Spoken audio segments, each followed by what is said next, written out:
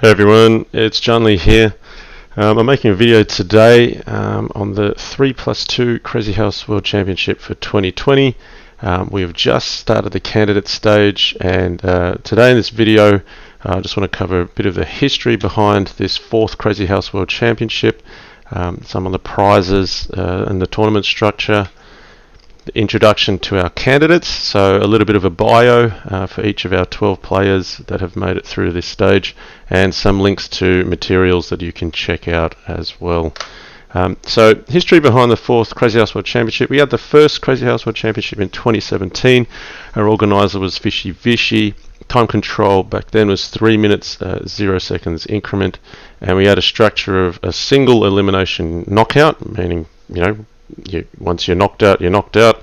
Then a round robin of 8 candidates, 2 qualifiers for the final, and the final result there was that myself, JannLee, defeated 12 Teen.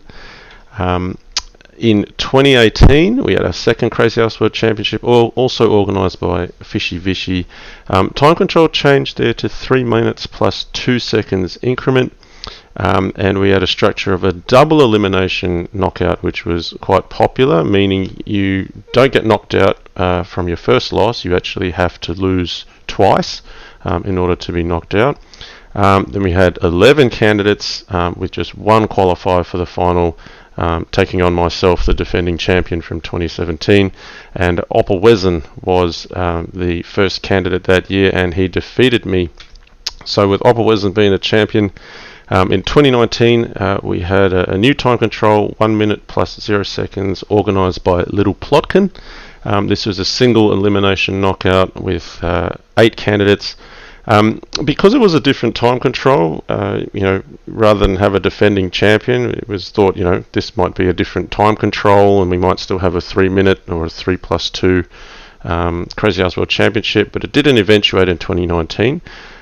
So this was a bit more like an inaugural 1 minute plus 0 seconds Crazyhouse World Championship. So there were 2 qualifiers from the 8 candidates in 2019.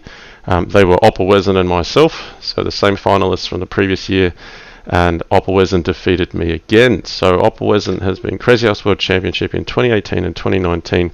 This year we're bringing back the 3 minute plus 2 seconds increment, and effectively opperwezen is the defending champion from the 2018 format. Organisers this year are Fishy Vishy and myself. It's been great to have Fishy Vishy alongside. I've probably been carrying the lion's share of organising this tournament, but I've certainly appreciated Fishy Vishy's experience from prior years. Time control 3 minutes plus 2 seconds. We're going with the double elimination knockout stage again, and then there'll be 12 candidates this year with 1 qualifier for the final. This stage has just begun, and first candidate challenges opperwezen in the final. That's the history of where we're at today. Now this year we've got a prize pool of $2,000, and that's in US. $600 is reserved for the finalists. So the first candidate will take on opperwezen. The result of that match is that the champion will take home $400, the runner-up will take home $200. $1,300 has been reserved for the other 11 candidates that place between 2nd and 12, and you can see there's a ladder from $150 moving down to $100 for the last place in 12th. So $100 already guaranteed for those that are in the candidates. And then $100, just 4 special prizes of $25 each for those that completed the double elimination knockout undefeated. So that's our prize pool. Now the tournament structure. Each match is 10 games of 3+2 Crazyhouse. If you make it past 5, so if you get 5.5, you win the match. During the knockout stage, a score of 5 all results in further play, 2 games at a time until a player takes the lead to secure victory.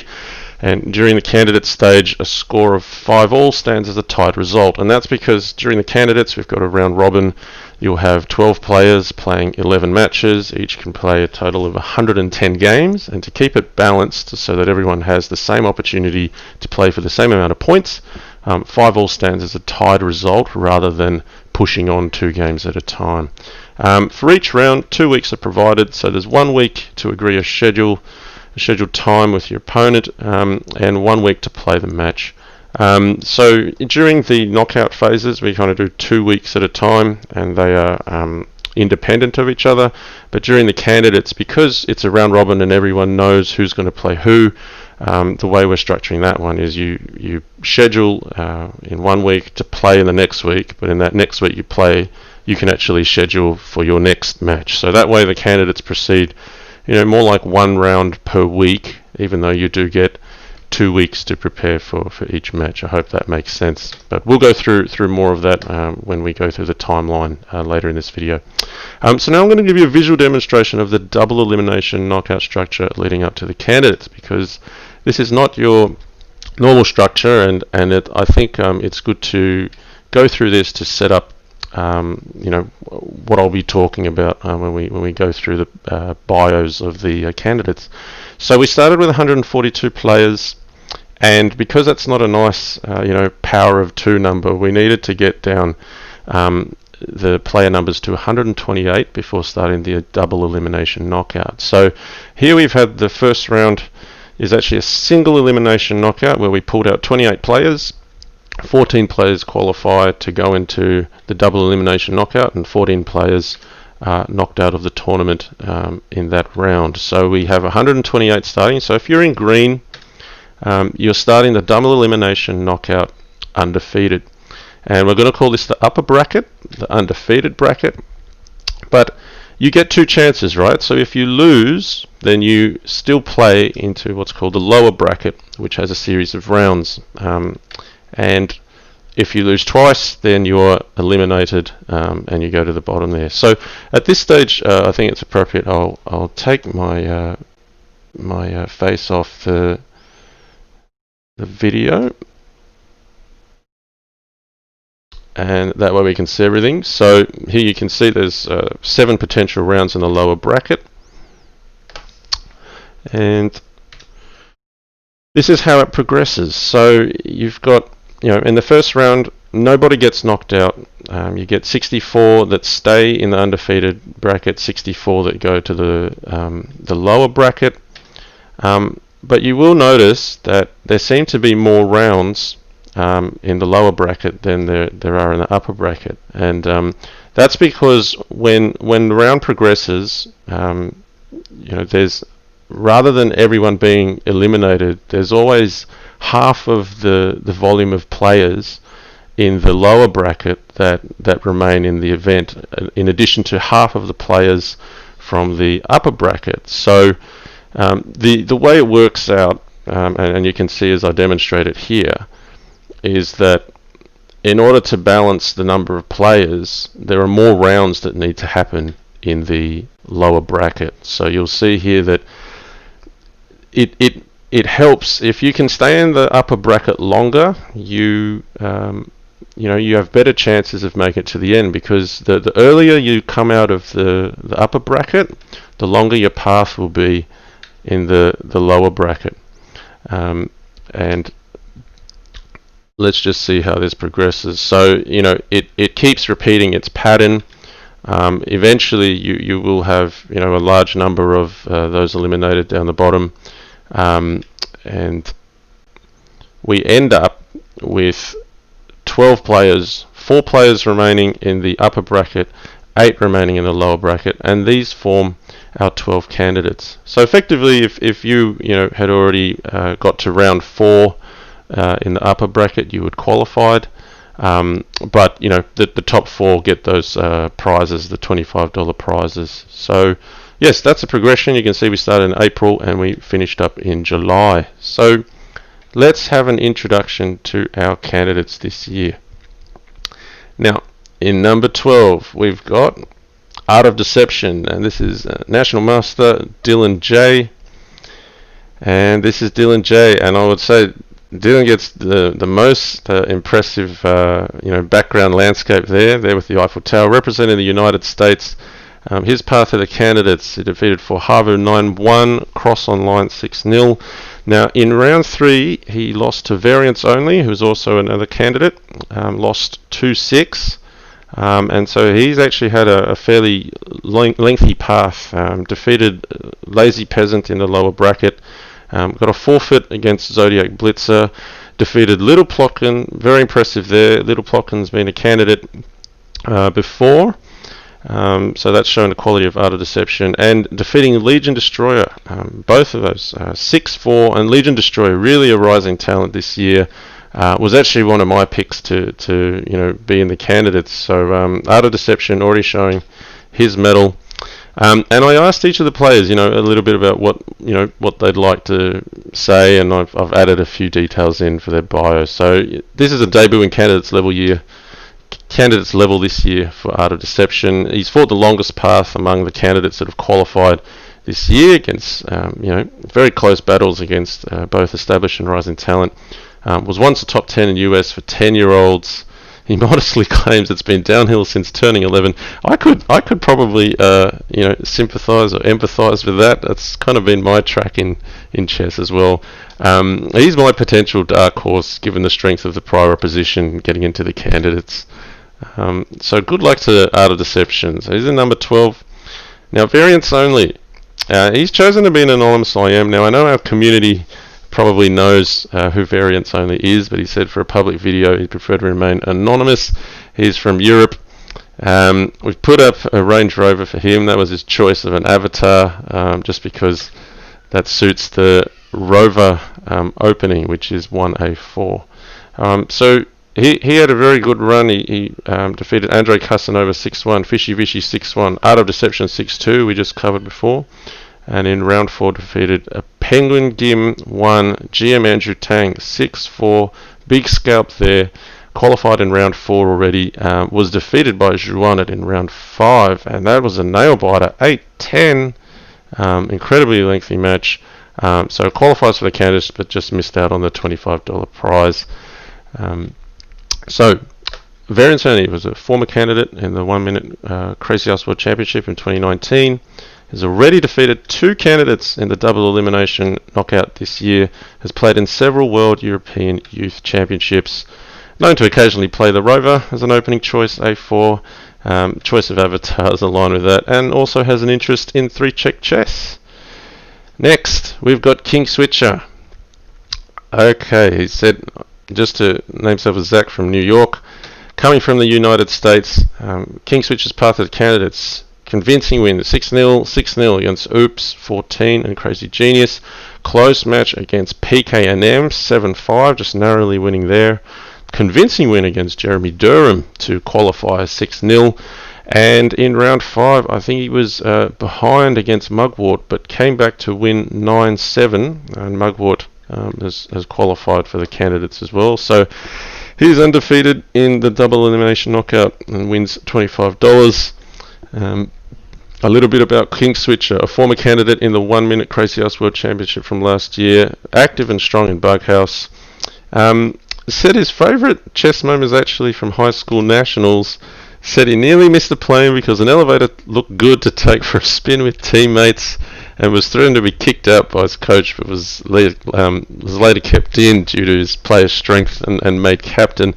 And I can remember when I went to a World Junior Chess Festival, we had a lift that was like the only way up for all the players for the under 18 division, and so there'd be this massive queue and you could never get there on time. I had a teammate that held up everyone in the lift because he inadvertently pressed every button on the way to 11th floor. So there's often a funny story about a lift somewhere. The photo chosen here is not actually Kingswitcher, let's make that clear, but he may choose to reveal his true identity in the future. For now he just wanted to be known as Zach from New York. Okay, Mugwort, my good friend Neil Wright, representing Australia. Mugwort's path to the candidates, defeated I Am Lapis 10-0. Now you can play all of your games within the matches if you like, so sometimes you'll see some scores go beyond 6. Duvid, he won against 7-1. De Blauer, so convincing victory 6-1, and defeating mastertan, veteran mastertan, another candidate here, 6-3, lost to Kingswitcher 7-9. So this is Mugwort's first go in the candidates as well this year. Very narrowly missed out in a prior year. Has played Crazyhouse, Bughouse with a long list of GMs: Levon Aronian, Wesley So, Yasser Sirwan, Alireza Faruja, Santosh Gujarati Vidit, Jeffrey Xiong, and Ray Robson. He placed first in Nelson Moore's 5+5 Crazyhouse tournament. That was held on chess.com quite some time ago. And he's listed a couple achievements. So he's called mate in 7 in a blind versus blind match versus opperwezen, and found a mate in 9 playing blind versus Stockfish level 8. Okay, the Finnisher. Now this is an anonymous player. I asked if he wanted to have an avatar. He didn't put one forward. So I've selected one for him, and I hope he thinks it's alright. This is what people are going to be thinking when they play against the Finnisher. I think it's suitable. So credit goes to a YouTube video out there. Go check it out on YouTube. It's the Terminator with a Finnish accent. That's where this image comes from. Upper bracket rounds defeated Crazy RK King and Autocolobus Manul 6-0, both of them. And Jure Nakamura, very strong player there, winning 7-2. And a nail-biting match, defeated Bugzilla, one of our veterans in the game, my good friend Bugzilla, 6-4. I think he was up 2-0, then down 4-2, then just came back like a train to win 6-4. That was an amazing match. But then defeated by chickencrossroad 5-7. So yes, qualified in round 4. Just narrowly missed out on the $25 prize. Now, this is something I didn't know, and he was willing to share this, but the Finnisher is actually a former candidate, but under a different name, Sexy, and I know it. That was news to me. Started chess at 6 years old, but gave it up for other hobbies after 5 years. Found chess again in adult age 5 years ago, and has taken Crazyhouse more seriously in the last couple of years with vast improvement. And that is, it's really been leaps and bounds for the Finnisher. That's without doubt. I want to put a comment in here that has made the term Finland almost synonymous with applying Crazyhouse theory. And is a leading authority on opening knowledge. It's become a bit of Crazyhouse community lingo to say, well, let's get some Finland in there. It means we're going to study theory and play it. Now, GSVC, I am Guillermo Vasquez from Paraguay. And his path to the candidates, convincing victories against Mauritius, okei, and CIW. Defeating Little Plotkin 8-2, also prior candidate. So really strong results there. Only 4 losses in terms of actual games in his first 4 rounds to qualify. Only losing to the legendary Jasugi 99 2-6. That's GSVC is a force to be reckoned with if you look at how he's got into the candidates. A former candidate in 3+2 Crazyhouse World Championship 2018, where he actually finished as second candidate in terms of match points behind opperwezen and ahead of 12-teen, who was Jasugi 99. Has represented Paraguay in 4 chess Olympiads in 2010, 2012, 2014, and 2018. And we'll be playing the online chess Olympiad at the same time that this year's Crazyhouse World Championship is progressing. He has a huge GSVC Discord fan club. So what I mean by that is a whole lot of people will change their names to have GSVC as some part of their name. So very popular, very strong, very nice personality to have in this year's lineup. Number 6, Bugzilla, another countryman of mine. I am Igor Bjelobrk. He's a very close friend. Like myself, has a family with 2 kids. Now, 6-0, 6-0, 6-0. Straight up wins versus JG 2017, Wannabe 2700, and Advocat. In round 4 was defeated by the Finnisher, as we mentioned before, which was very impressive from the Finnisher. Now in the lower bracket rounds, defeated PKNM 6-1 and a nail biter against Kleerkast winning 8-6, and that was quite unfortunate because that was a match where we were going to lose one of our favourites. Kleerkast is a prior candidate, also very strong, fantastic streamer. So a shame we don't see Kleerkast in here, but the depth of the candidates is in a way reflected by those that did not qualify this year. So 8-6 to make it in. This is his debut in the candidates.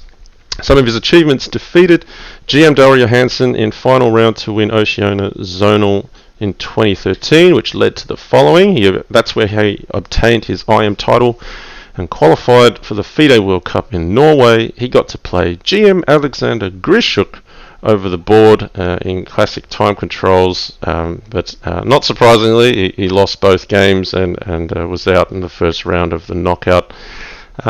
He also wanted to note that he's contributed to writing a Bughouse book way back in 2006 with others who are still active today, such as JK the Bullfrog, Y Scorpion, and Chuck Moulton, who has his own Bughouse channel. Now, number 5, xuanet. Now, the average Australian will say here Joan Miquel Erice, which is probably butchering his name. I believe it's something closer to Joan Miquel Erice, but I will let xuanet confirm if I've got the pronunciation right. He's representing Spain. Yes, this is the player wearing the least clothing of the 12 we've got today. This is a photo of him with his dog near the river. It was taken just very recently. Very nice outdoors photo. We've got a 10-0 win against Keremy Argiz, 7-3 against Rek. Legion Destroyer, impressive win there, 7-3. And defeating Zek. Zek, like xuanet, have both come from Buho 21, and Zek for a long time was the strongest player on Buho 21. I believe Zek is from Chile, I want to say. So defeating Zek 6-4, and also VariantsOnly 10-8. So a couple of close ones there. xuanet is one of the veterans in this game now for the last few years, and undefeated in double Elim KO. He takes home $25 already. Former candidate in the 2017 and 2018 Crazyhouse World Championships, reputation as one of the fiercest tactical attackers in the game. Started playing chess at 14 and won a few Catalonian sub-16 chess tournaments, but gave up chess at around 19 until recent years. As I mentioned, he's learnt Crazyhouse and Buho 21. He did once play Karpov in a simul, and the dog in the photo is named Carla. Mastertan, number 4. Now, if anyone has an impressive resume, it's Mastertan, also a countryman of mine, representing Australia. The Cube of Reason winning 6-0 up against Variant Bunny 8-2, Rising Talent Variant Bunny. Phantom Troop 6-0, so very impressive scoreline right up until meeting Mugwort, where Mugwort really put the brakes on that train and won 6-3 against Mastertan. Now in the lower bracket rounds, we had Shah 6 Wrath, who had a fantastic run in the lower bracket. He defeated him 6-1, and impressive win against Anjur Nakamura 6-1 to qualify. So Mastertan is the only candidate that has been in all 3 previous Crazyhouse World Championships, 2017, 2018, 2019. So this is his 4th. He's contested the top players in Bughouse and Crazyhouse for years. Met up with High Contrast, Mugwort, Bugzilla, and JannLee for one full day of non-stop Bughouse a few years ago over the board, and he remembers this as a special moment, given we've had years of contact online, being in different cities, and that's the one time we've been able to meet up. So that was very memorable for all of us there as well. Now, the Beast, Penguin Kim 1. This is GM Andrew Tang, and he's chosen a photo that he's taken with Magnus Carlsen. That's not something that any chess player can pull out of their photo album. He's representing the United States, and the path the candidates had some convincing wins early against Ashwini Kumar, met in 48, narrowly defeated Zodiac Blitz. That was very close, but defeated by VariantsOnly 4-6. In a lower bracket, another close one with T-Cubes AK 8-6. So the Penguins had a really close run, narrowly just getting through some rounds, but defeating the Lone Wolf convincingly 6-1. The Lone Wolf, another rising talent this year. Shame he's not in the candidates as well. I mean, that would have been pretty amazing. But Penguin in with 6-1. So a former candidate last year in the 1 Minute Crazyhouse World Championship finished the stage in 4th position, and he said he's scored 30+% against world champion Magnus Carlsen across hundreds of bullet games. He's a well-known world-class beast in bullet, hyper bullet, ultra bullet, alongside other high-profile players such as Hikaru Nakamura and Alireza Firouzja, just to name a few. And it says he's beaten LC0 in ultra bullet. Over 50,000 followers on Lichess to add to that. Okay, chickencrossroad. FM Dan Yeager, representing the United States. This guy has been around for a long time. Is very well known as a strong Bughouse player. He's defeated Paulinho and EFLC 6-0. Duches, a close one. Duches put up a fantastic fight, narrowly getting through 7-5. He convincingly won against Kleerkast 6-1 and narrowly defeated the Finnisher for an undefeated double Elim KO $25 prize. Now, previously played as a candidate in the 1 Minute Crazyhouse World Championship last year. Finished the stage in 3rd position. He did finish equal first with myself, JannLee, in the Chess.com Crazyhouse Championship in 2016. As I said, well known as a world-class Bughouse player for years online. Features frequently on Helms Knight's Twitch channel. Go check that out if you love Bughouse. And has performed strongly over the board in high-level US Bughouse gatherings with the world's best. I say that only because of the consistent feedback I've heard from all the other strong US players. They say, chickencrossroad is top-notch. So that's where that comment comes from. That's from me, not so much from Chicken, and that's from multiple areas of feedback. Okay. Number 1, Jasugi 99, NM Janak Awatramani. Now, his photos are a bit blurred, and that is a bit fitting because I feel whenever I play against him, all you remember is a blur, really. So he's representing Canada. He's part of the candidates, defeating Stephanie S. Symphony 7-0. Simba 7 took 1 game off him. The Lone Wolf took 2 games off him. So he hasn't dropped much. He's only dropped 3 games, defeating Atomic, another strong player, 6-0 to qualify, and wow, 6-2 against GSVC. So, or 5 rounds put together, he's only dropped 5 games. Very impressive. Undefeated in the double Elim KO, gives him $25. Now, a former finalist versus JannLee in 2017, placed 3rd in the candidate stage in the 2018 candidates, but it would have been 2nd if you counted it on game points. Now this year we're doing it all on game points, so just to be clear, we're not counting if you win matches, we're counting on how many games out of 110 you win. He defeated the current Crazyhouse World Championship world champion opperwezen in the People's Champion match of 2019. So that was after opperwezen was named champion. We had I think 100 games of bullet Crazyhouse, and he did defeat opperwezen. Titles aside, Jasugi, aka 12-teen, aka Cheesy Bread, is considered by many as the world's best Crazyhouse and Bughouse player in recent years. That is a well-known fact. He's currently studying biochemistry. That's something he wanted us to know.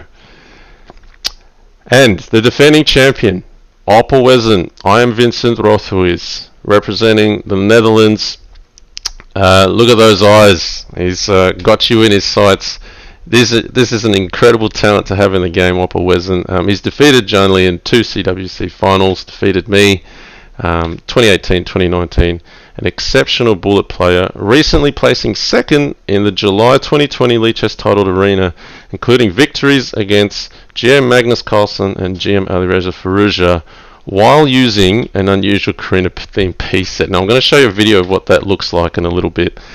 Strong classical chess results over the board in junior years, and he has had a win against GM Andrei Sokolov back in 2007. So these are some links to materials I will put at the bottom of the YouTube video. You can have a look at them. I'm going to go through them now. So that ends the presentation section here, and we'll go to our websites. So let me just get my face back up, and we'll bring up a video to begin with. So we'll play here. Okay, this is what it looks like from opperwezen's point of view. Playing against, world-class players. This is a little clip from the July titled arena, and he's playing against GM Alireza here, with what's called this Corona piece set, because all of these little characters are wearing a mask. I really can't tell what's going on here, but opperwezen seems to have a very clear picture of the position. So yeah, that's a knight going onto e3, forking a rook on d1 and a bishop on c4. And he played the whole event with this piece set against top opposition, and he placed second. So we're just looking at a brief clip of this, where he has back-to-back wins against GM Alireza and also Magnus Carlsen. So here he's threatening mate with a queen c2, and what I'll do is after this clip I will show you what the actual pieces look like, so you can have a visualization of what actually happened in these games. But I just find this so impressive, and this is well known that opperwezen uses all sorts of weird piece sets, as if playing against this level of opposition wasn't hard enough. It's just so impressive that he does this. Okay, GM Dr. Nick Stein here. So this is now Magnus Carlsen. Alireza to go first, Carlsen next. So a lot of trades early. From memory, I think this one is a cold blunder from Carlsen, but still, who takes on Carlsen and Alireza using a piece set like this? All right, Magnus resigned there. We can stop that, but. Yeah, just had to show you, the talent we're dealing with here. This is opperwezen, the current world champion. So here are the games. I'll quickly flick through. This is the one against Alireza. So we'll just flick through a bit quickly. Here's where I got captured on e3. d4, the queen is pinned. The pawn on d4 is pinned. But that's the critical fork that happened. The bishop was sacked, and I guess it's two pieces for the rook, but Alireza didn't recover after that. So opperwezen up a piece here, and then pushing on the c file, and basically saying, got two passed pawns, and we're trading off all the pieces. This is a game against Carlsen, so the pieces got traded off. And it was a blunder from Carlsen. It probably doesn't look so impressive if you look at it with normal pieces, but that was all done, as you saw, from opperwezen's point of view, with a very unusual piece set. Okay, so some other things I'll show. This is what it looks like, and all the links will be provided in the YouTube video. But this is the double elimination knockout stage. If you want to have a look at it. It's just laid out with rounds 1, 2, 3, 4, 5. So this is now a historical record because we've completed all these games. You can check that out for history's sake if you like. Now there is a forum post candidate stage for the Crazyhouse World Championship 2020. This is where we've got the prize pools. We've got the the schedule. So here you'll see candidates round 1, players agree match date by 9th August, matches played by 16th August, but candidates round 2, you can start agreeing to a match in the week starting 16th August, and a match will be played 23rd August. So it's all there included in this forum post. We've got the draw here, so who's playing who, 1v12, 2v11, 3v10, etc. That's all laid out here, and this is where the players also schedule their matches, so you'll be able to look here to work out when the next match is going to happen. We also do have a calendar, which I believe is maintained by the likes of okei and the Finnisher.